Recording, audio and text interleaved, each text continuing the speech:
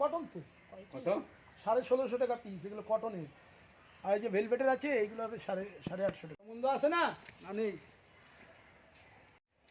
ওই এক মাথা দিন আমার কাছে, এই এক মাথা ধরুন, ধরুন।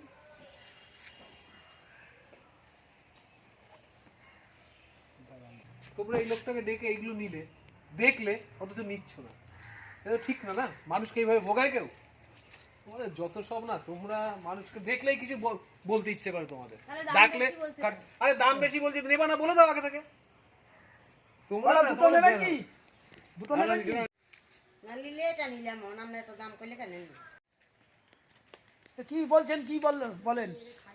না কত বলছেন? হ্যাঁ কত একখান কত?